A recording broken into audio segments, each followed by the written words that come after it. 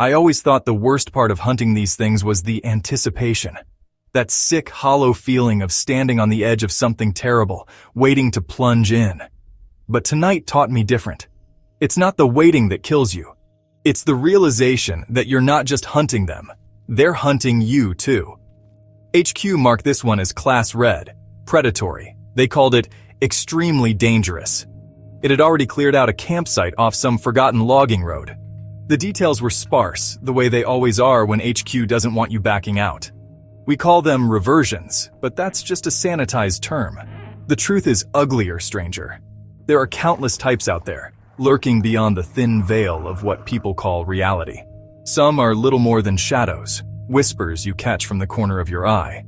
Others are nightmares made flesh, stalking rooftops, scaling balconies, silent predators hunting the innocent and the powerful alike. Vampires exist, not the romanticized ones from movies. They're hidden among us, in boardrooms and government offices, charming smiles hiding ancient appetites. Then there are the ones who cling to the shadows, who move with terrifying agility through the trees and buildings. Their pale, elongated limbs perfect for grabbing victims from balconies or through windows in the night. And the feral giants, monsters that seem born from legends of werewolves, massive and savage, brimming with primal rage and raw strength. I've seen claw marks left by these things deeper than any animal could make. Even these creatures have enemies, predators even higher on the food chain. There's a whole hidden ecosystem out there, each cryptid locked in a brutal dance of survival, hunting and being hunted. Baird joked it was going to be easy. Just another walk in the dark, he said, checking his rifle casually. But I noticed his fingers gripping a little tighter than usual. Something about this one felt off from the start. When we got there, the campsite was a nightmare. Torn up tents scattered across the dirt like shredded tissue paper. Clothes, backpacks, half-eaten food left behind in a panic. And the blood. Dark splashes in the dirt. Claw marks in the trees. Something bad had happened here, and the air was thick with the smell of it. We set traps, tripwires, sensors, baited lines.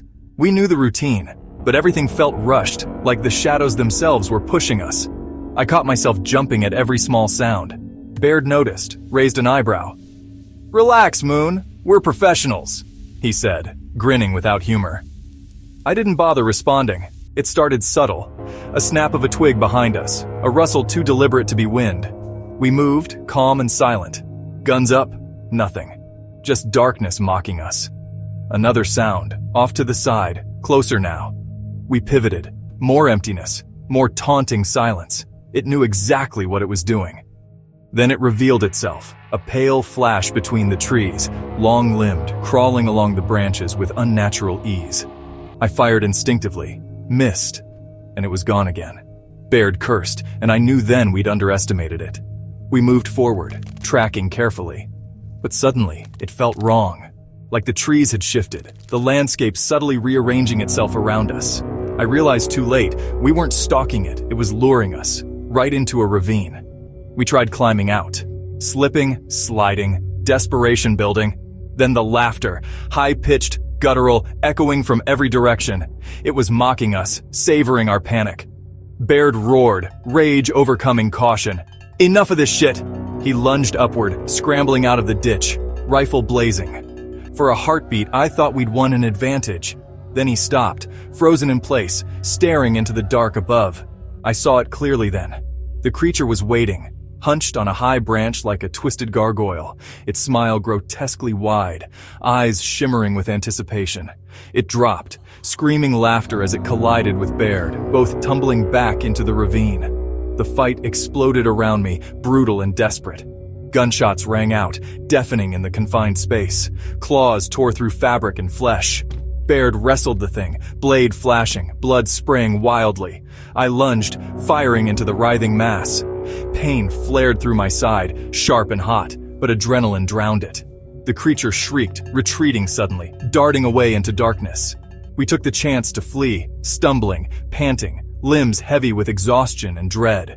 But every path seemed twisted, looping back onto itself. The forest itself was betraying us. The laughter echoed again, closer now. "It's playing games!" Baird spat blood onto the dirt, eyes wild and frantic. "We need to finish this!" Then silence, deep and sudden, oppressive. I could feel my heartbeat hammering in my ears, feel every rasping breath. My wounds pulsed, hot and demanding. We stood back to back, waiting. Seconds stretched into unbearable minutes, and then it lunged again from above, silent this time, claws slashing across my back, hot agony exploding. Baird twisted, tackling it away, roaring like a wounded bear. They crashed through brush and dirt. I fought to my feet, gun shaking in blood-soaked hands. The creature fled once more, leaving Baird staggering, gasping, clutching his shredded chest. "Moon, we gotta end this," he rasped. "We don't survive another ambush." I nodded numbly, vision blurring.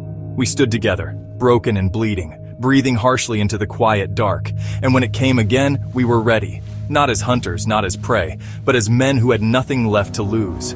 It charged from the shadows, fast and terrible. We threw ourselves into it, blades and bullets tearing through pale skin and muscle, through shrieks and laughter and blood. Every wound it gave us, we returned. Pain became meaningless, just fuel to keep fighting. I felt bones break beneath my strikes, felt claws scrape across my bones. I saw Baird stagger, fall, rise again in blind fury. The creature writhed and twisted, finally pinned beneath us, still snarling even as it died. When it was over, we collapsed beside each other, the world spinning around us. My head felt light, lungs barely drawing air. I saw Baird staring upwards, glazed eyes fixed on the stars. "HQ, on the way," he murmured through swollen lips, coughing blood onto the earth. His voice sounded distant, muffled. I could barely nod, exhaustion dragging me under. As consciousness slipped away, I heard distant helicopter blades, voices shouting instructions I couldn't make out. My last thought before the darkness took me was simple, grim, and absolute. We survived, barely. And next time, if there was a next time, I wouldn't underestimate the dark again.